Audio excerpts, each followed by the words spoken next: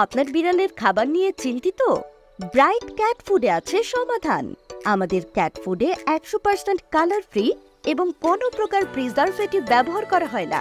কম দামে প্রিমিয়াম কোয়ালিটির খাবার, হাতের নাগালে সেরা খাবার আপনার প্রিয় পোষা প্রাণীর জন্য।